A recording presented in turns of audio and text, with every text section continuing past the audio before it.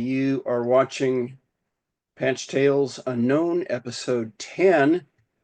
Another episode or chapter of Top Flaps After the First.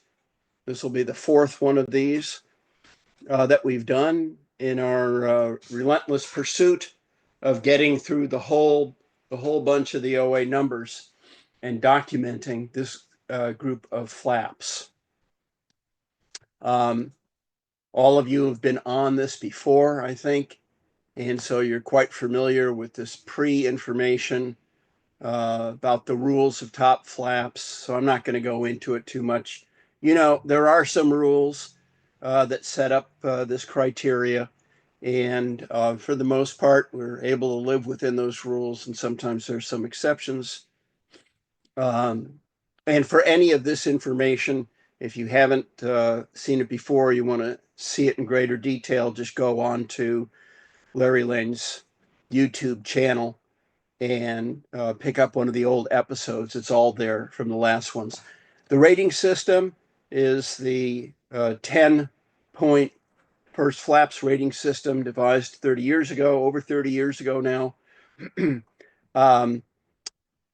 On top flaps, there aren't any top flaps that have been listed so far, and I don't think there will be any that have a rating before less than 4, which is obscure.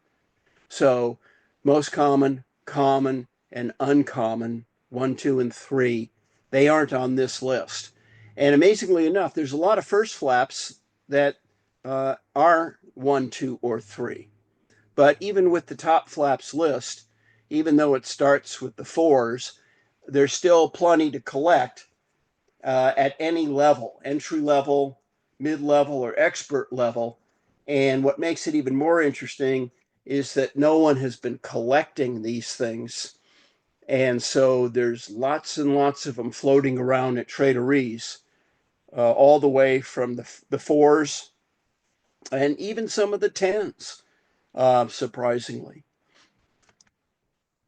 This is a subjective listing. I think that James Flatt kind of nailed it on the last episode in December when he talked a little bit about the subjectivity of trying to make a list of the top 10 best flaps or which flaps didn't make the top 10 from a given area, any of that kind of stuff. It's not an easy task to when you actually sit down to do that. But one of the things that helps figure that out is to have good reference material. And so we have lots and lots of good reference material for the information in these presentations, the top flaps presentations. We have national listing books going all the way back to the late 50s. We have regional and state listings from the time that they actually started in the late 50s with Ray Garabrandt's Region 3, Virginia and District of Columbia book, and all the regional listings that came out in the early 1960s from around the country. And it's a tremendous resource. One of these days we'll have an episode devoted just to going through and taking a look at some of these listings and the variety of them are out there, and what the heritage is of the listings process itself, going way, way back now. So let's go ahead and get started. We left off with Lodge 169 down Mississippi, and now we're ready for Lodge 170. And the Lodge 170 that we're going to be looking at is the first named version of 170, Coo-Coo-Cahoo, out of Illinois. They've got a couple of flaps that are on the list that are pretty good. Their first flap is desired for being a first flap, but the other flaps from Lodge 170, basically the same design, are also desired because people want the name Coo-Coo-Cahoo. They merged in 1959, so that's going pretty far back, and became Wasaka Lodge in 1959. So people want this Coo-Coo-Cahoo name. I do want to make one mention because it came up after one of the last presentations about whether or not National allowed different lodges in different parts of the country to have the same name. And The general answer to that is, well, no, not really. At various times, they might have even said they were supposed to be different names, particularly in the early days. But as a matter of practice, several lodges had the same name and even the same spelling or close enough spellings to each other to be the same name. And this is one of them, Cuckoo Kahoo. There's another Cuckoo Kahoo Lodge, and that's in Virginia, Lodge 161. This one isn't too far away at 170. Both the cut edge F2 and the rolled edge F3, which I think is a pretty neat issue. That was the last one in the late 1950s and maybe the hardest one to find after all is said and done, even harder than the first flap. But it has not been as desirable as the first flap. You'll take a look at the inset over here. Sometimes the listings, whether it's Blue Book or Arapahoe, they get kind of wonky, the listings, and you start separating out different varieties and issues for very small details. Notice up on top here, the F2 has no red outline around the claws. That's not a thread break. That's just the way the run came without that red outline. Over here on the right-hand side, we see the F1B, a close-up, and you can see it has a pretty small little red outline around the claws. Now, if you're looking at that and you're going, man, that's a really small, ridiculous detail. And the answer to that is, yeah, maybe it is. So sometimes the listings get caught up in some pretty small stuff, and we just sort of go with it, I guess.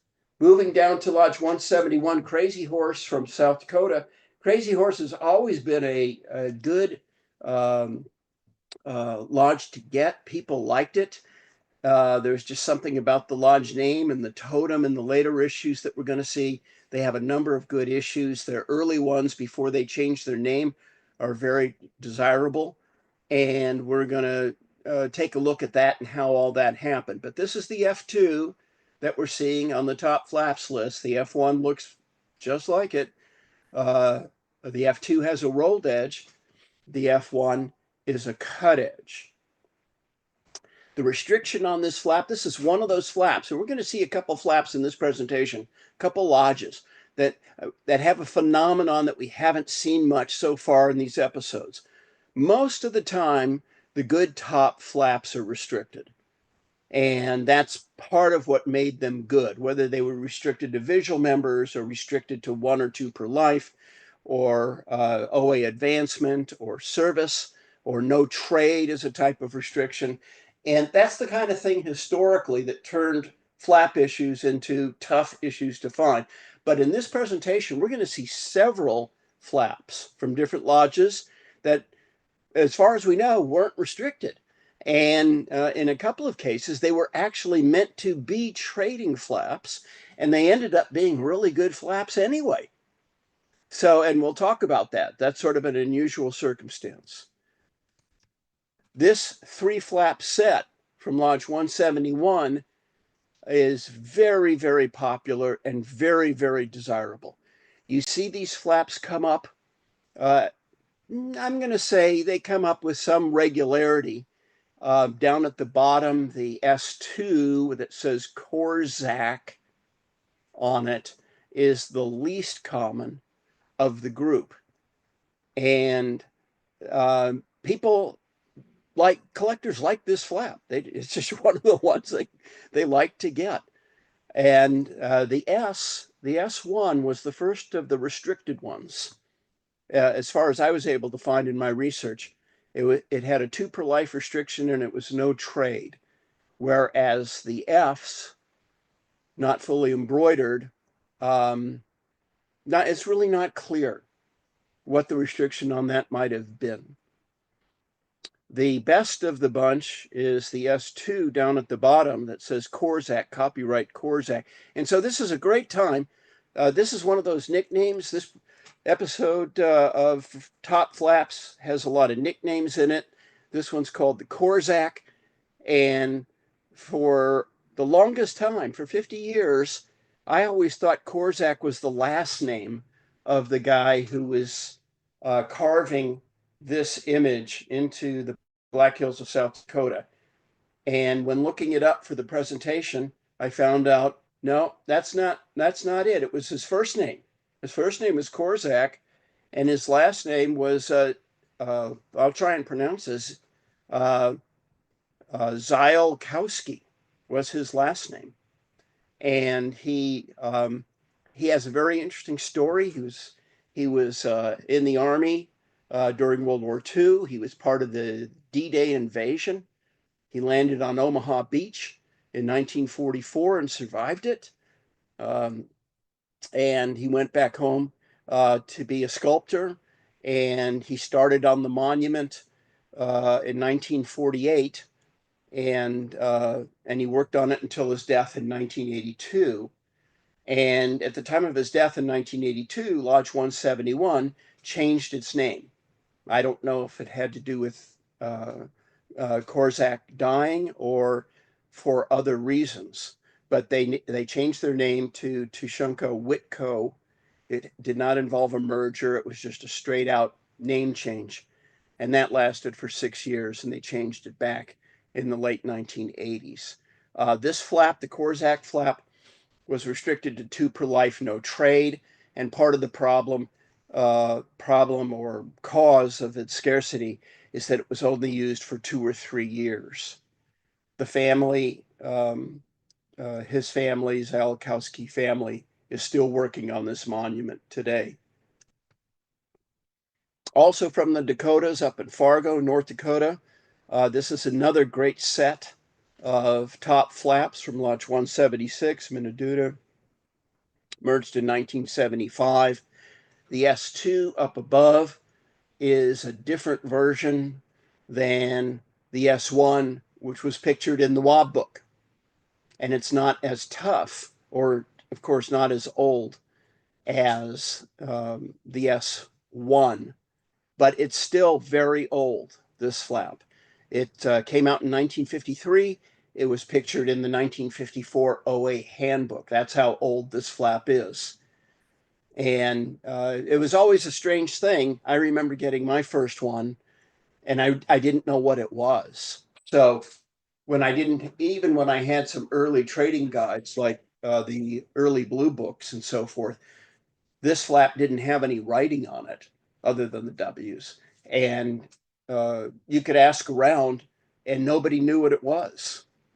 I guess some people that went way back knew what it was. And that hurt the trading value of all three of these flaps in the end. They were hard to trade in a world where solid embroidered flaps existed that were 10, 12 colors. Trying to trade one of these flaps away, if this was your patch, was not an easy task for one of those big solid embroidered multicolored flaps. So they did not get around very much, and you have to hunt them down.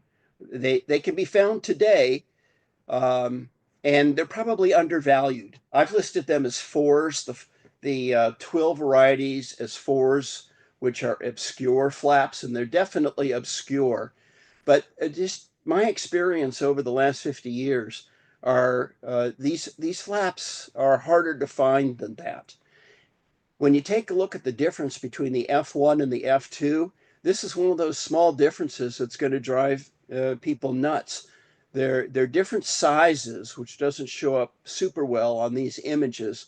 But if you look at the close-up, one of the things that I look for is the red arrowhead, as we can see on the middle blow-up over here. Now, if you go down to the bottom one, on the F2, you see that the arrow shaft is embroidered onto the red arrowhead. And in the F1, the arrow shaft is not embroidered onto the arrowhead. That's an easy way to tell them apart. They have lots of other small little differences, to be sure, but this is one way to tell them apart. Should F1 and F2 from this lodge have been F1A and F1B?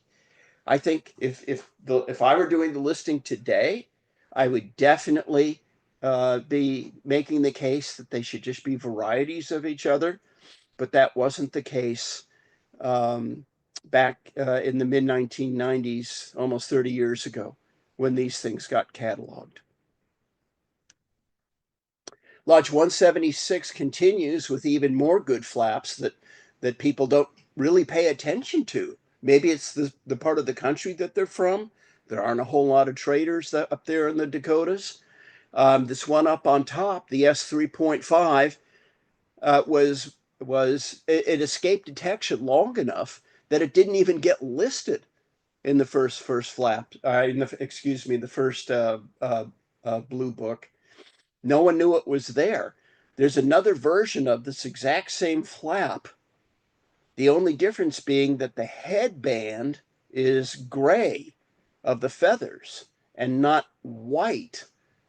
The first time I ran across one of these, my first inclination was maybe this is a thread break, and maybe the gray was a needle break or stitching break, and the white was showing through the background.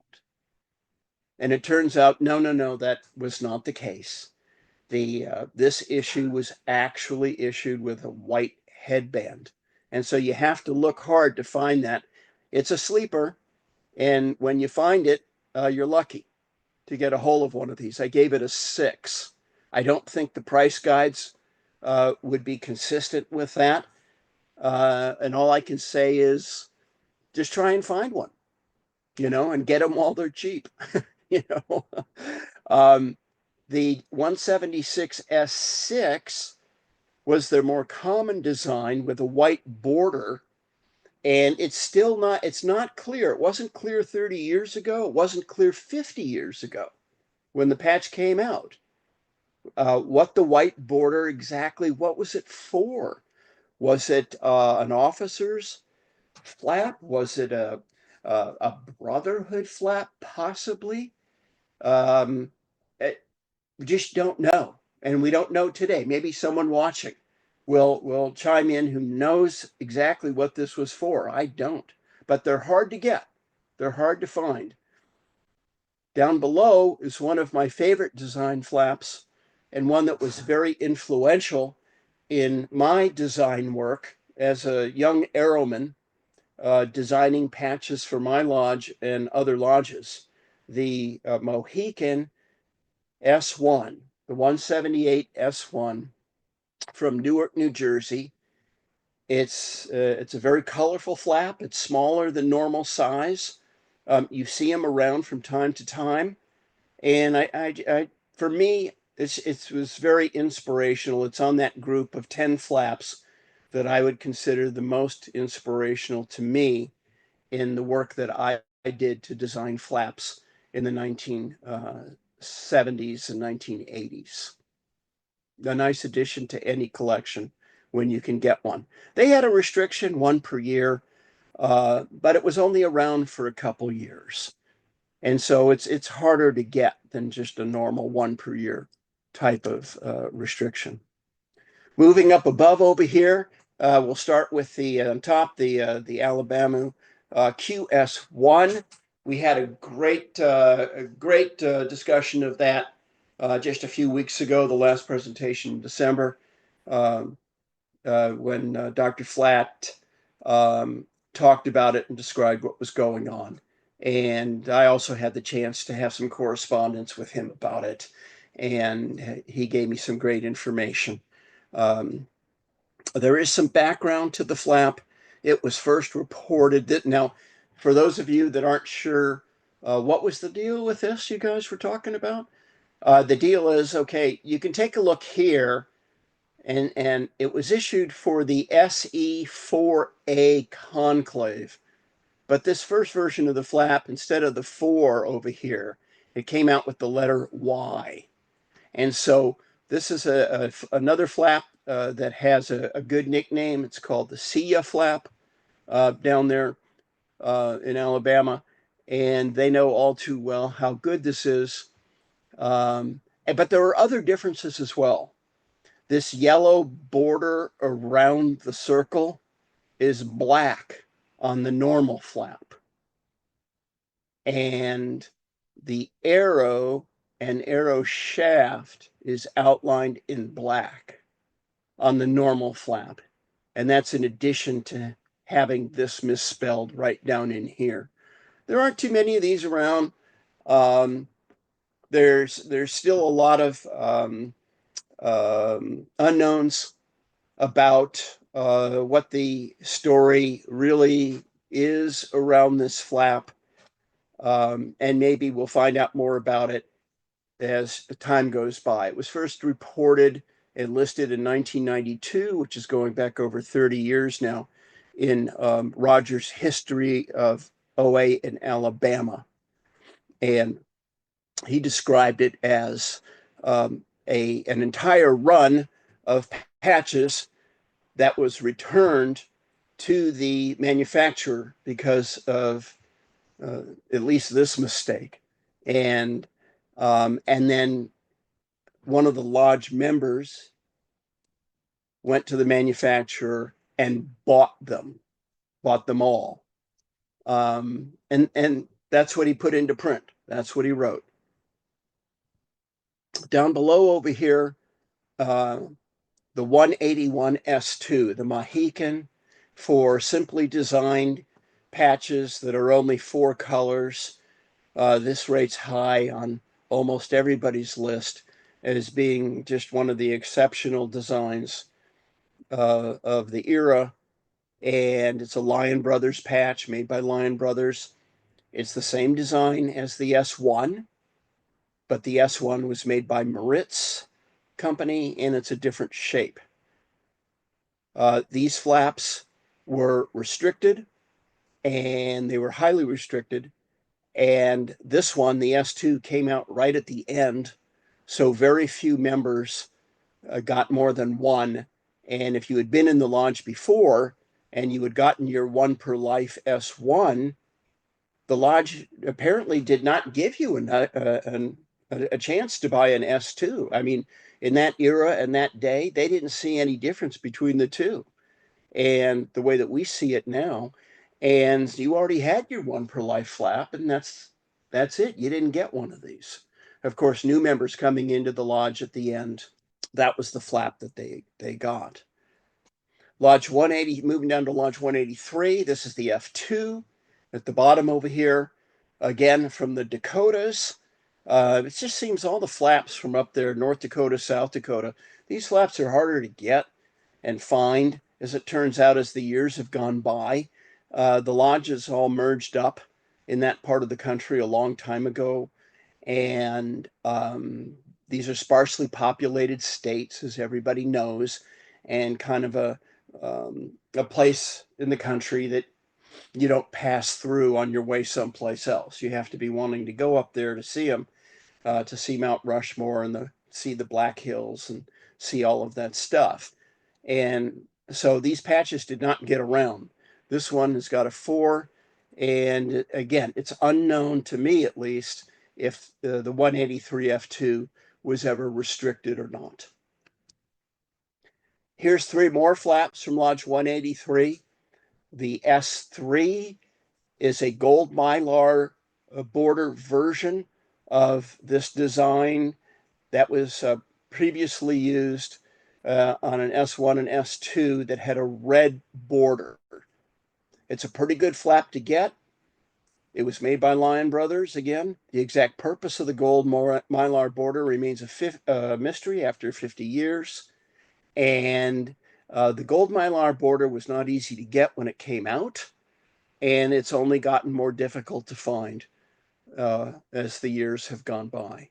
It's a good flap.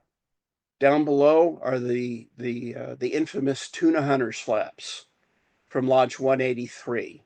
These flaps, well, let me put it this way: either one of the Tuna Hunter flaps, the S3, the S5A, and the S5B, either one of these are extremely difficult to find, and most people collecting. And we can hear from that in the sharing period or the question period from some of our issue collectors that have been around for a long time and even collected issues out of Arapahoe. They go back that far. Did not realize that the patch came two ways. It came with a black outline around everything, as we see here on the bottom, and it came without the black outline. And I've had multiples of both over the years. I can't tell you which one of the two is more difficult to find. I also can't tell you if both of them were made at the same time on the same loom. I just don't know about some of these things. But because of the fun name of tuna hunters on the flap and the fact that it was seemed to be highly restricted, uh, um, that combination has made this flap very, very desirable. And when you see one of these pop up on eBay, the price has just been going up on these things. Um, Collectors want to have this flap for one reason or another, even if they're not from that particular area. Moving across to Tennessee, Sequoia Lodge 184 has had a number of good flaps over the years. And in the top flap category, we have their Brotherhood flap and we have their Vigil flap. The first versions of those, the S2 and the S3, are high on the list, with the Vigil flap being the gray bordered or silver bordered flap being the tougher of the two. These can be had. You'll see them pop up from time to time. The S3 in particular is fairly pricey, but occasionally it's out in the open and you can get it if you're willing to pay the price. It's the both of these flaps are coveted by the members of the lodge themselves, and these are not the type of flaps that are going to randomly show up in the $5 box at the Trade-O-Ree. The people that have had these flaps know what they are, and they value them quite highly.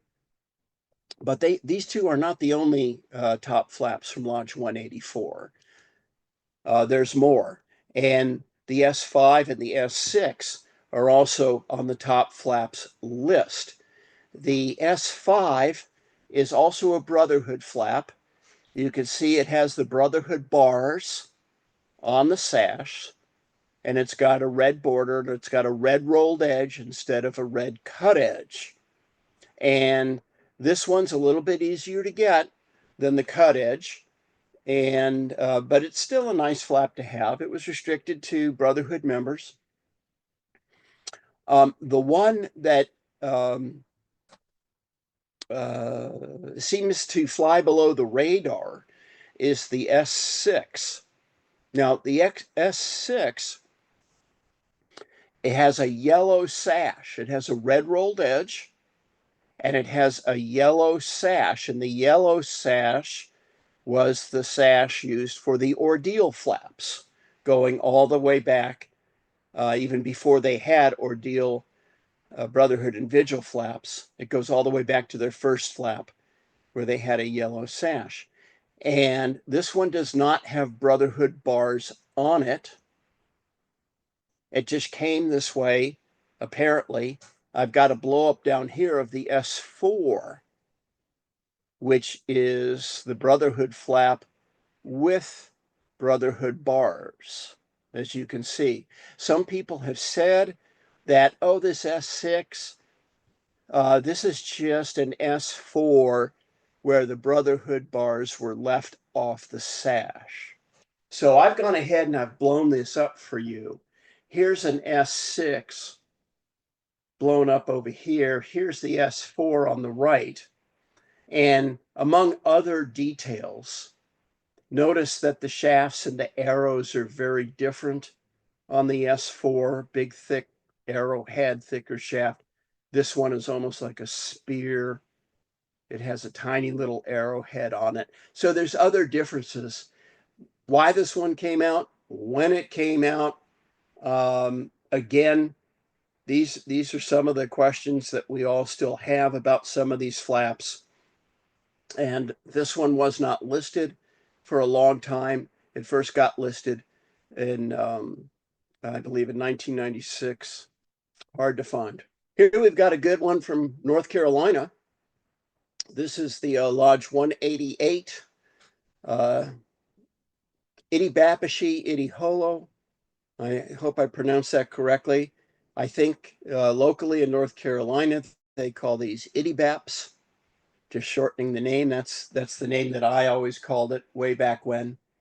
And the F1 of the 188 is this design that we see here, but the red feathers are, instead of being stitched around the bonnet as we see here, the red feathers are stitched in little chevrons.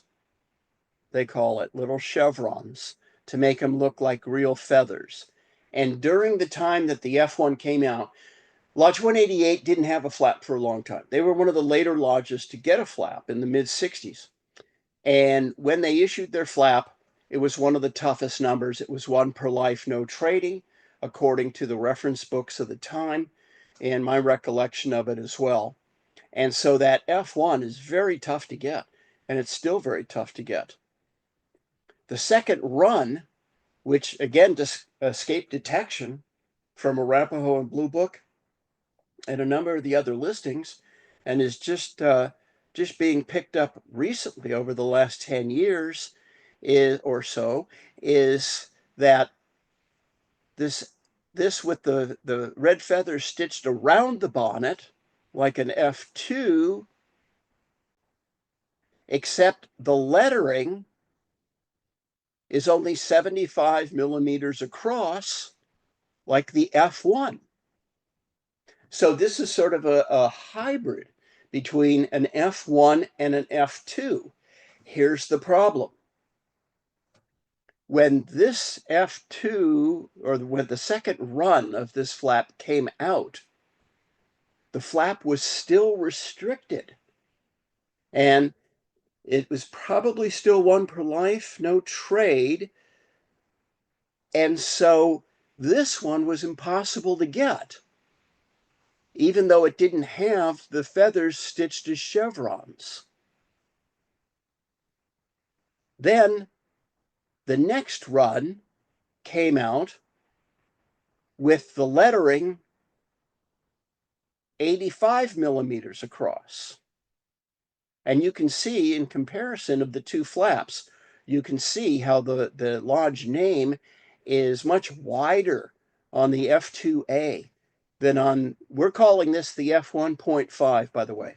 I've had several discussions with Larry about this, and the cataloging on this is not set in any way. It's not listed in Blue Book or Arapahoe, and it shows up on Patch Vault um, with a different kind of a listing. It's not on oaimages.com.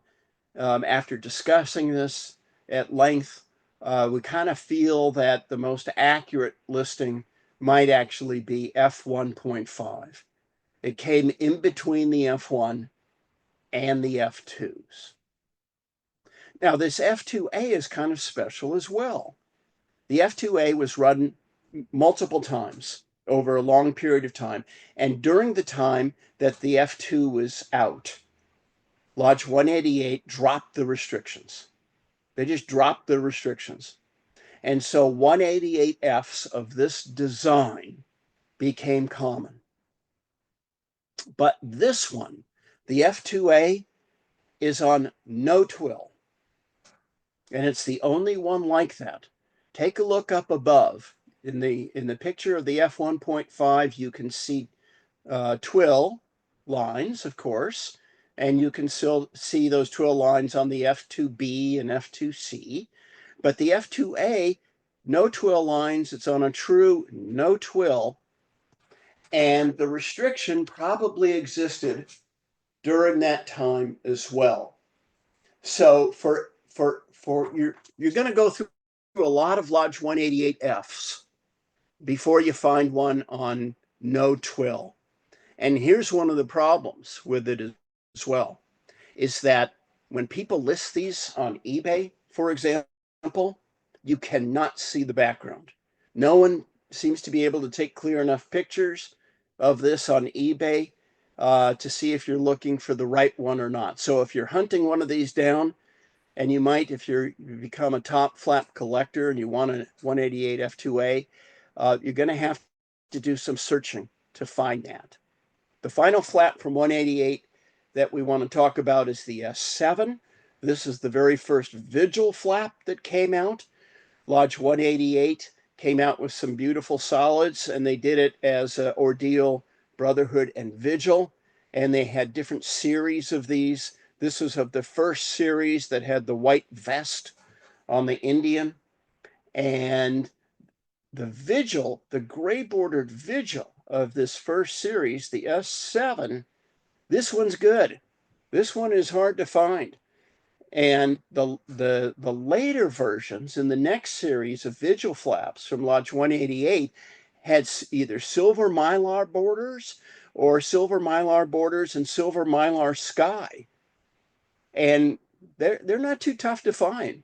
They may be uncommon, but they still only get a 3 or a 2. But the S7, very tough to find if you can get a hold of one. We've seen this set before, and it continues to get more popular every year that goes by. This is the 3 of the 4 work party flaps from Lodge 189 Oposa Achamaui, which merged in 1965. So that's going back 60 years ago.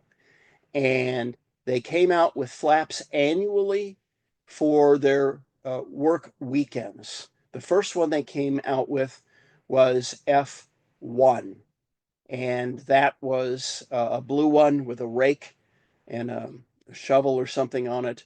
And that's one of the best first flaps there is. The 188 F1 work party. Oh, these are the wrong numbers. These should be 189. My apologies. The second one, the F5, not too tough to get. Easier certainly than some of the others, but still a pretty good flap. I gave it a 6. And then the F5, this is the one called Otter in a Pail. And guess where they came up with that name? Besides the W's, it had no other writing on it. So people used to call it the Otter in the Pail. Now, here in before the days of picture listings, when there were only written listings in the original blue books, there was no way to figure this out. If you were at a jamboree or a NOAC or a local conclave and you ran across one of these, you could not go to the blue book of that era that just had letter listings and sort this out and figure out what you were looking at. So these patches floated around, but because of the way we used to list patches and how it evolved, even though all 3 of these flaps were issued for work parties, all 3 of these flaps were event flaps. They were dated. They were events. But these 2 on top were not listed anywhere because they had the date on them. Because we didn't list flaps, or this precedes me, of course, as a collector. And so the catalogers of the day and the collectors of the day did not list these flaps in the blue books because they called them event flaps.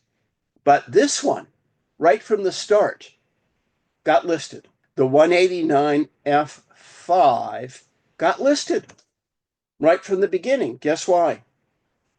Because it didn't have a date on it. Strange. It's strange how cataloging evolved from the early days. Here's some more 189s. These were called on top the regular issues. Again, numbers are incorrect. This should be 189. And so the one on top is the 189 F6. And that's the second version of this design. It has horizontally stitched grass. As you can see, it comes in 2 varieties, an A and a B. This is the B, the S6B, which is the lighter blue twill versus a darker blue twill. And these are prized because it's a tough number these days. But these flaps are easier to get than the work party flaps are. And the work party flaps are just getting harder and harder to get from the late 50s. The last one we want to look at as a top flap from Lodge 189 is their first solid. This was the last patch the Lodge ever made, and it came out in the mid 1960s and wasn't picked up in the listings right away either. It had a 1 per year restriction, but as we've talked about in the past, for those of you that have been following top flaps, and we see patterns of how patches get listed and how restrictions work in making a top flap.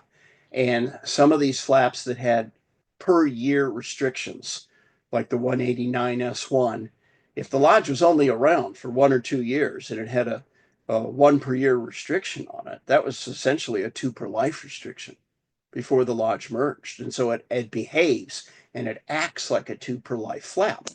If this 189S1 had been around for 6 or 7 years, it would be much easier to find and get. Moving down to Oklahoma, this is the 190F2, a very nice flap. It looks just like the 190F1. The big difference here is that the squirrel on the 190F2 is vertically stitched up and down, whereas on the F1, the squirrel is horizontally stitched. And that's the big difference. The restriction on this was sometimes reported as being 1 per life. Sometimes it was reported as being no trade. And it's really hard to figure out because some lodges, they would change their restriction. A different group of airmen would come in. They decide, no, we're gonna change our flaps restriction. We're gonna make it easier to get. We're gonna make it tougher to get. It kind of went both ways. And whatever the flap was at the time that they decided to do that determines on some level when people got it. And you can bet if you came into Lodge 190 and this was the current flap, the F2, and you had been in the lodge before and you had gotten the F1 that looked just like it, just that the squirrel was stitched in a different direction, you did not get to buy one of these. You just did. You already had your flap. That's the way the lodges looked at it. And so we call that resetting. When lodges changed flaps, sometimes they did not reset their restrictions. And so new members coming in couldn't get the old one, and old members that were in the lodge couldn't get the new one. Let's move on to Lodge 193. This is a lodge that was also extremely difficult to get back in the 60s and 70s, and one of the toughest numbers to get. It was restricted 2 per life, but because the design was used for so many years, the later versions of it became easier to get and they became more available. The F1 looks just like this, except if you look at the outline, this is what you want to look at in 193s. You want to look at the outline of the breechcloth, and on the F2, the outline is a single stitch, a thin single stitch going around the breechcloth. On the F1, darker background, coarser twill, but the outline of the breechcloth is stitched up and down. Very thick outline. And those are really, really hard flaps to find. This is the F2, and flap was still restricted. It's still a 4. It's still obscure to find. The thing that hurts this flap more than anything else today is that in the 1970s, there was this whole group of fakes that came out that have been called the Bates fakes. And some of them were pretty good, and some of them were excellent fakes. And the 193F, the Bates fake, really hard to detect. All the stitching goes the correct way. The colors sort of go you really have to look close to see that this is not the fake. And the best way to tell, as far as I'm concerned, is the bottom shape of the breechcloth. Now, this is a fine point. I'm going to tell you, if you are an issue collector and you're trying to sort this out and you don't want to get stuck with the fake, here's what you need to know. On the fake, the black outline of the breechcloth is a perfect rectangle. It does not have these little points that stick out left and right, and it does not have a curvature to the bottom. I know that's a small detail, but if you're out there at the Trade-O-Ree and you run across one of these and they are not marked, some of them had been stamped fake, but a lot of these were never marked, and they were released into the trading community. And if you're out there and you see one of these and you don't have a real one to compare it to, you're not going to see this unless you know what to look for. Next up, Lodge 194 from Wisconsin, Green Bay, Wisconsin. And this is their woven. It's not their first flap, but it's similar in value, maybe even better than their first flap. And this flap has a couple of interesting distinctions. It's one of the earliest anniversary flaps that's out there. There are some earlier ones. We talked about the Lodge. Oh gosh, what is it? The 124. We talked about that one, and we talked about some others that were really the earliest of the anniversary flaps. But this is the first anniversary flap that was ever made as a woven. So for that reason, it will forever be in the record books as being a flap to get for that one particular reason. Down below, we have the King Philip, the S3 with the blue border. Notice that in addition to having the blue border, there are no fleur-de-lis on this flap. The blue border was for Vigil members. This patch was made by Lion Brothers. Some people have reported 2 minor varieties of it if you collect from New England, those kinds of things. But the first Vigil flap was extremely rare, very, very tough to get. Some of our New England experts might venture in to say if it was 1 per life or 2 per whatever it was, but you couldn't get these. In the second run of these blue bordered flaps, they put fleur-de-lis, one here and one here, and that one's easier to get. That one is in the common category, but the S3, very tough Vigil flap. Now we move up to Lodge 196 from Hibbing, Minnesota. This flap was, and this is kind of a sleeper in its own way.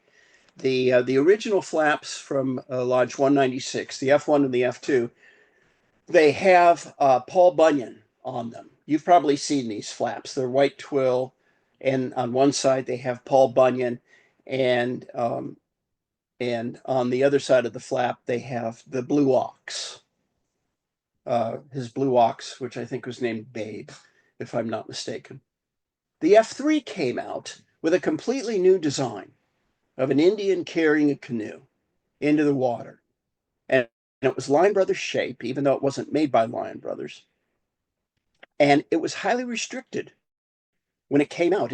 This flap is much better than either the F1 or the F2 from this lodge. But here's what happened. After the F3 came out, they dropped the restriction on the flap. And by the time they got to the F4, the next version of this, they had put the lodge number right here on the front of the canoe. And then they kept that design for many years. They turned it into a solid, and then several versions of the S1, S2, S3 of this design, all having the number on the front of the canoe. And those are pretty common. to find. But this one, the F3 without the number, this one was not easy to find. And it was restricted, and not a whole lot of collectors know that. And so for those of you that do the Trade-O-Rees and the Trade-O-Ree circuits around the country, or look on eBay, you look at this and you go, yeah, sure, I recognize this flap. This is a common, easy one to get. And the answer is not this one. This was not common or easy. It's a 6, maybe it's even better. Down below here, we have the 197 from Illinois, the S2. Again, this is a very common design. They use this design of the Indian chief on a bright yellow background with a blue border for years and years and years. And it came out in all sorts of versions. This is the second one with the cut edge, and it's the only one that was ever made by Gear. The only version of it ever made by Gear. And it was out for a couple of years at best, and it's the most obscure probably of all the 197S's of this design. And if you were going to have a 197S in your collection, you might want to pick the first flap, but you might want to pick this one instead. A lot of collectors over the years have gravitated towards this flap as being the best version of the design of all the runs that ever came out. Later on, in the late 70s, the 197 came out with a commitment and service flap of a completely different design, and it was restricted. Not exactly sure how they handled the restriction on those.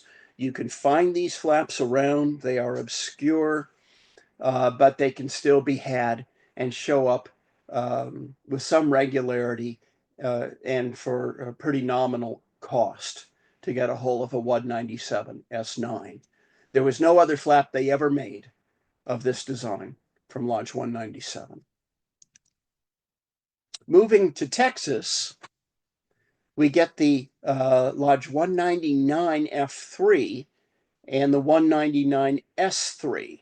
Now, the F3 is distinguished by the fact that it's misspelled. The lodge name is supposed to be Wahinko,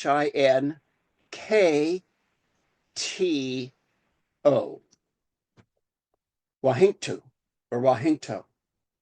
And the F1 has the arrow going right, the F2 has the arrow going left. And then this F3 came out, and they misspelled the name. And it was one run. It's hard to tell if the lodge used them and traded them. They didn't send them back to the manufacturer. None of that stuff went on. They just used it. It was out for only a very short period of time. And in the early listings, we have great early listings from Texas. And the master of Texas cataloging, Brian Schenk, from the early 1960s, always listed 4 versions of this design, with the F3 only being one of the 4. Today, we only know 3 versions of this design. There's the arrow right, there's the arrow left, and then there's the misspell. Whatever 4th one that he was talking about, we don't know what he was talking about. We've never seen it. Down below here is the White Antelope S3. And this flap is unique because not only does it have the white antelope instead of tan or brown, but it has no BSA on it. This flap was later issued with BSA here where the WW is and all of that stuff on a line. This one didn't have that. This was their Brotherhood flap. This is a legitimately tough flap to find. And it did not get around. Some people consider this, and I'm one of those people, this is the best flap to get from the lodge. It's better than the misspelled up above. It's better than the first flap. And you rarely see them. You rarely see them. Moving down to Florida, we have the S1, a Chockety from Jacksonville, Florida. Nice looking gear flap that had a per year type of restriction. It was only used a couple of years. Lodge 200 is a lodge that changed their flap every couple of years. So whatever they had going, it wasn't around too long. And the S1 is a prized flap from this part of the country. The 200 F1 chapter flap, the Kikuchi chapter flap, is a special flap. It's fairly valuable. It's going to cost a couple $100 to get one of these, typically. And it was issued for a chapter that was a segregated chapter, and it's the only flap like that was ever issued for a segregated chapter. There were some other lodges around the country that had segregated chapters in the 40s and 50s and even into the 60s, some of which did issue patches, but never in a flap shape. So if you want a real oddball, this is the flap to get, or a flap to get, from Lodge 200. I've rated it a little bit higher than the S1, only because the demand for the 200 Kikuchi flap has been around for such a long time that people have sought these out, and they have a value consistent with their scarcity.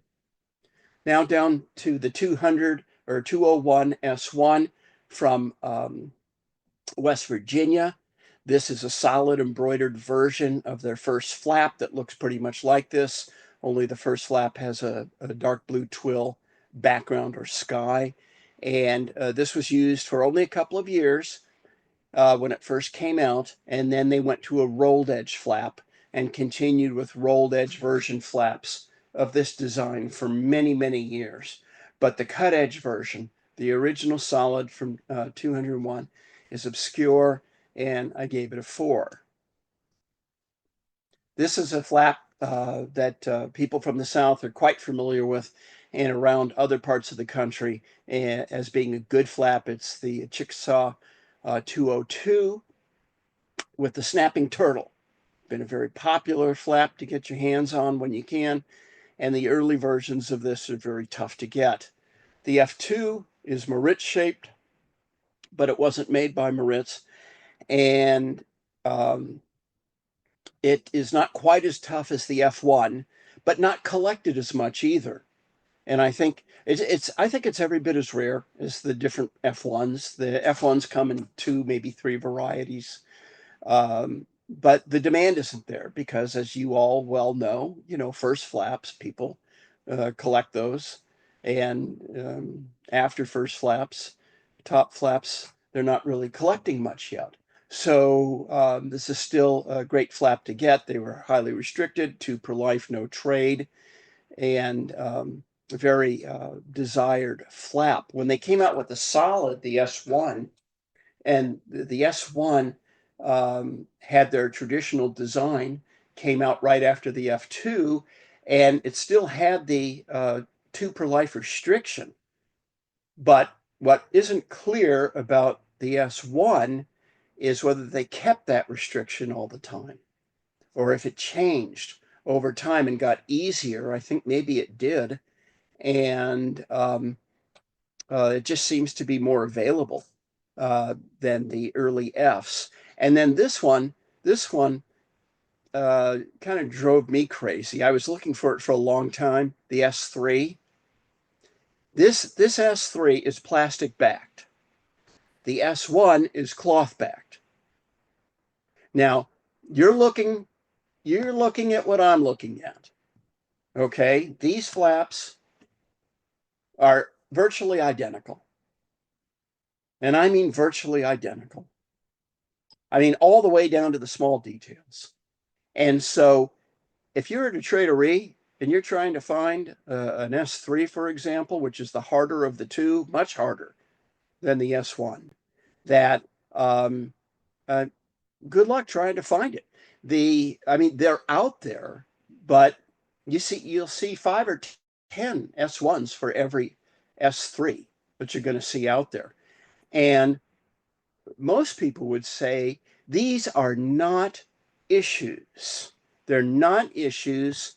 They are varieties of the same thing. And around the rest of the country, plastic back versus cloth back on basically the same flap is treated as a variety almost everywhere else in the country, but not here. In Lodge 202, the regional editors wanted these listed as S1 and S3. They wanted them broken out.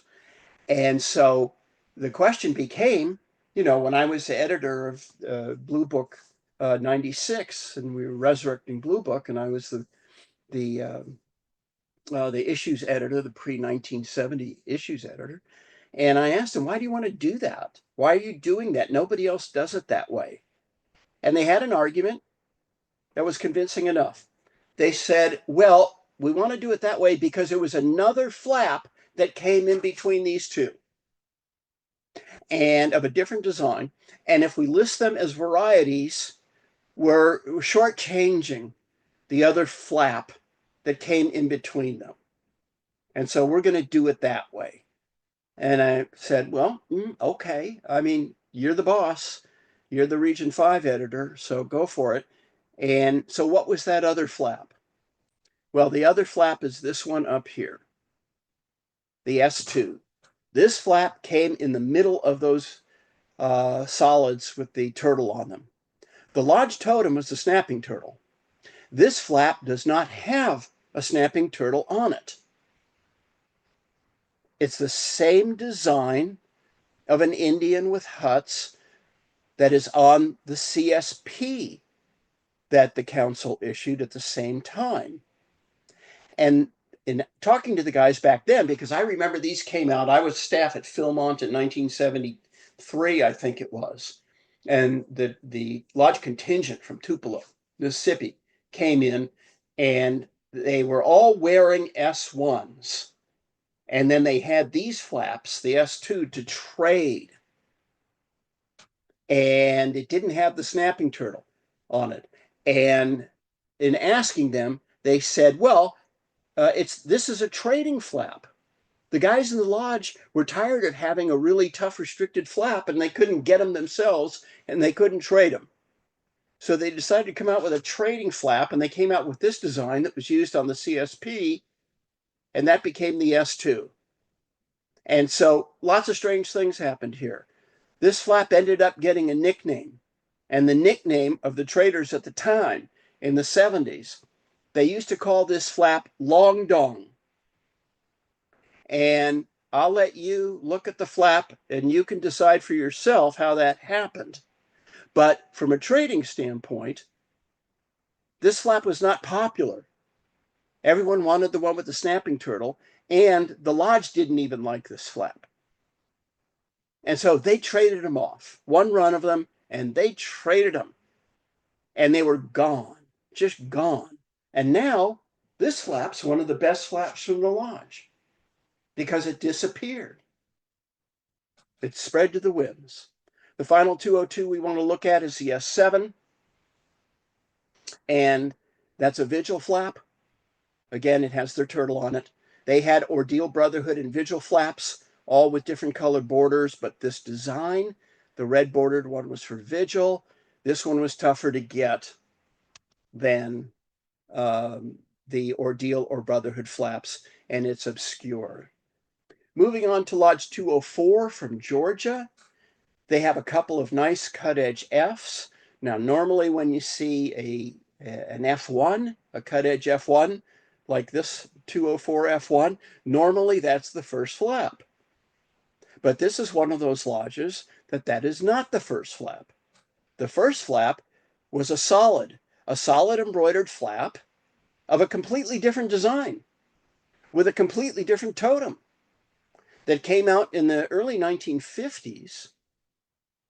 The totem was a feather on a rock, and it was restricted and you couldn't get them. And today, if you're a first flap collector, getting a 204 first flap, which is the S1, and it's a 9 scarcity rating. That tells you everything you need to know about how tough that first flap is. And this is the F1. And so they changed their totem to a Thunderbird, and they came out with this design. And it's an obscure flap to get. And notice how there's a brown outline around the Thunderbird. Brown outline here. When they reordered this flap, they changed the outline color to a yellow outline, so it didn't show as much. I guess they thought that's what they wanted to do. And that's about as tough. The F2 is about as tough as the F1. Later on in 1963, Lodge 204 merged with Lodge 333, Hiawassee. And Hiawassee Lodge's totem was a bobcat. And so thereafter, from 1963 on, Lodge 204 changed their totem to the bobcat, even though they kept the same lodge name, Chattahoochee, and they kept the same lodge number. And that's the way that they did it. Now, of the bobcat flaps, they also were issued originally with red borders for all lodge members, and then they did Ordeal Brotherhood Vigil with different borders, red for Ordeal, blue for Brotherhood, and yellow for Vigil. And they reissued them different times over the years, the whole sets, each coming back a little bit different.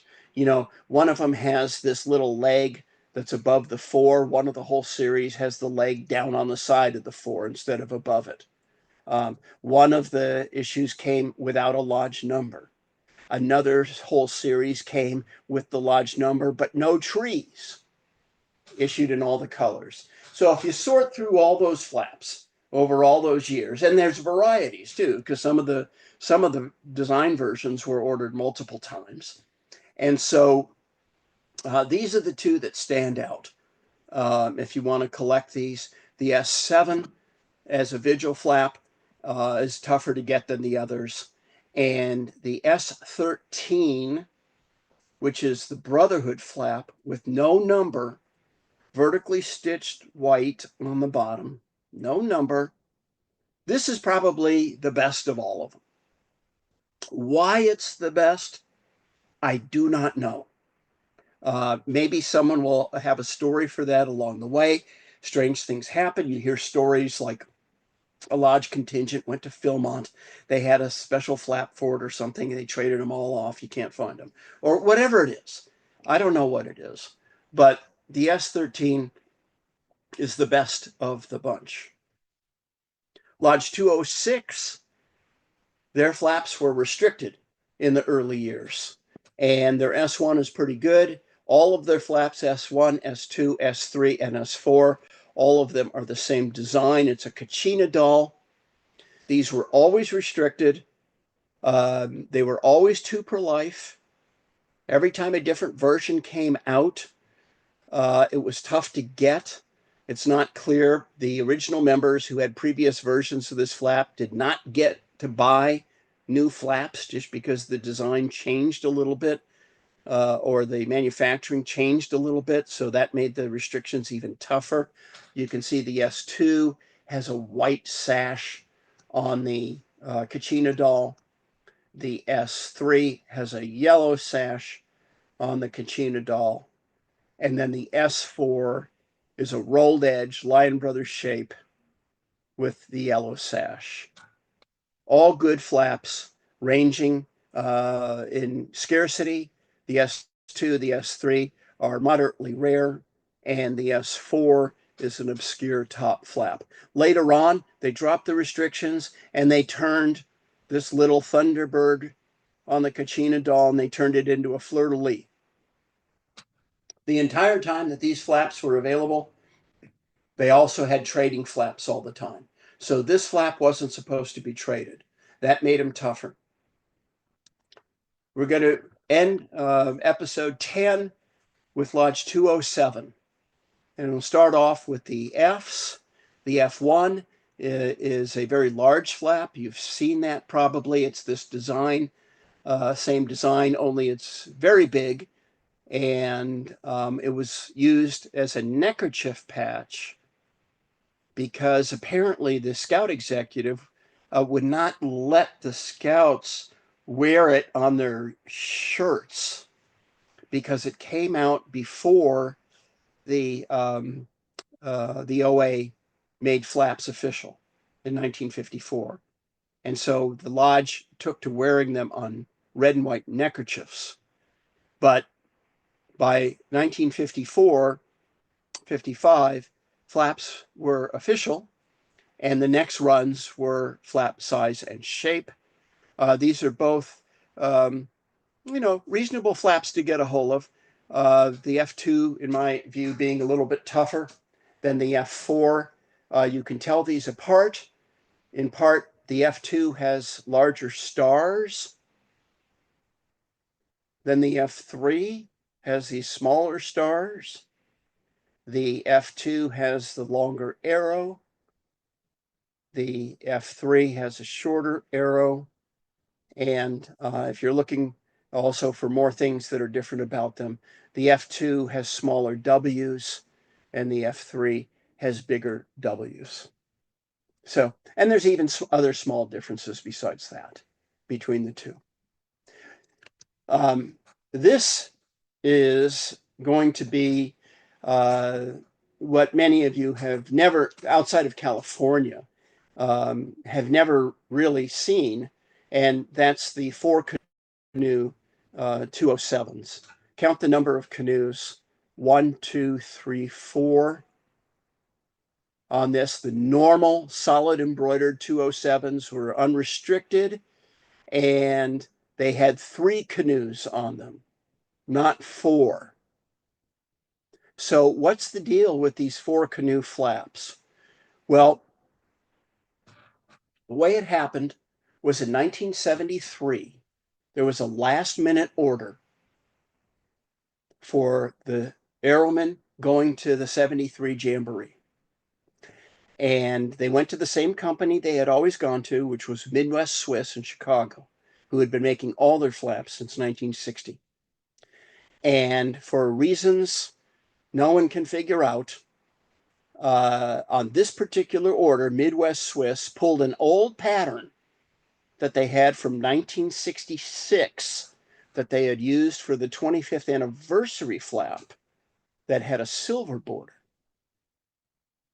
And they made these flaps off of that old pattern, but went with the green border.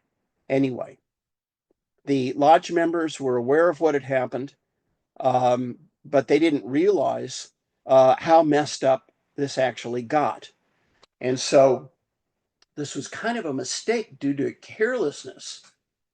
And then, whether you can come up with your own rationale for how this happened, but when they were putting the bobbins and changing bobbin colors on the looms, and this was a 1 loom patch, and it was unrestricted. It was a 1 loom patch. They made about 200 or so of them on the loom, but they came with all different color patterns. When the green threads were put on the looms, they mixed them up in different ways. My explanation for this, being from California back in the day, was the guy who was working the loom this day when they made the 207 4 canoes was smoking something. And this is what we ended up getting for it. I'm going to show you the 4 major types.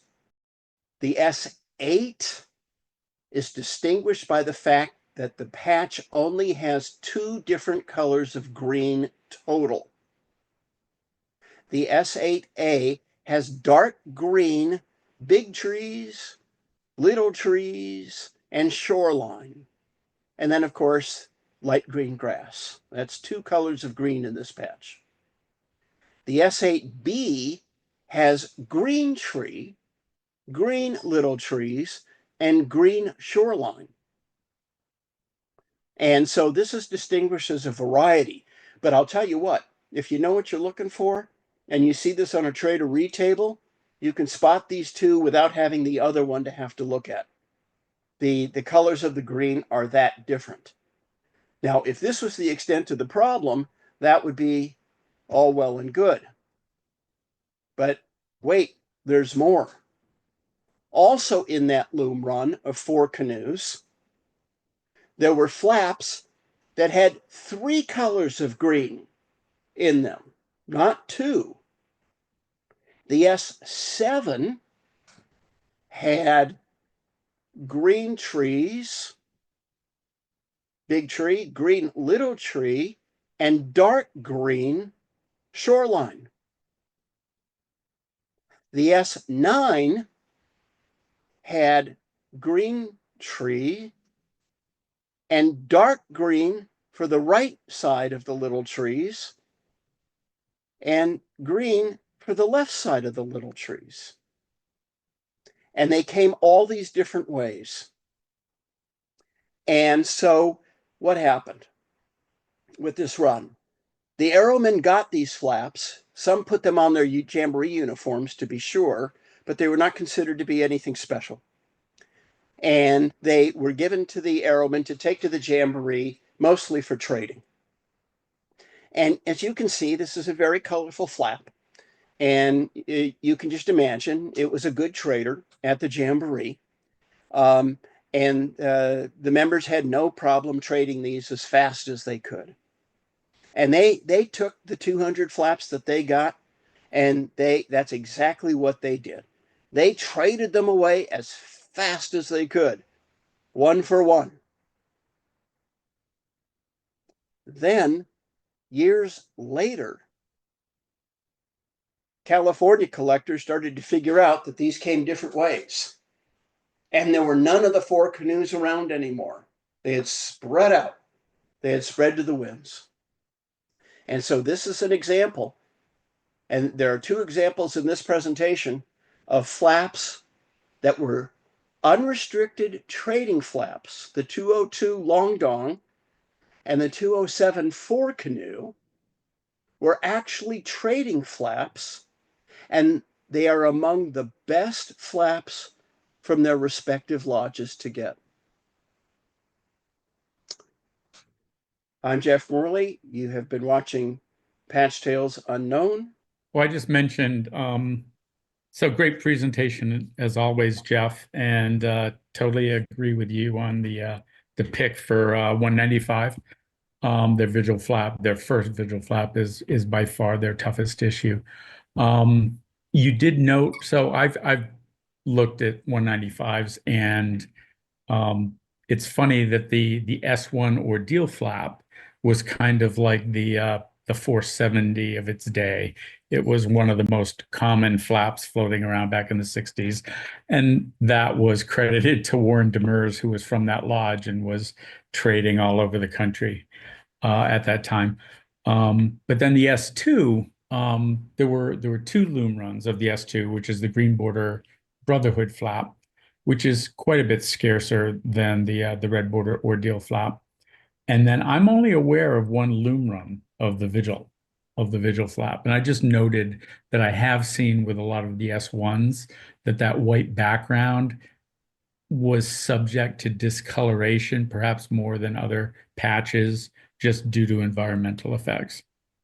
But I've never seen 2 different variations of the S3 flap.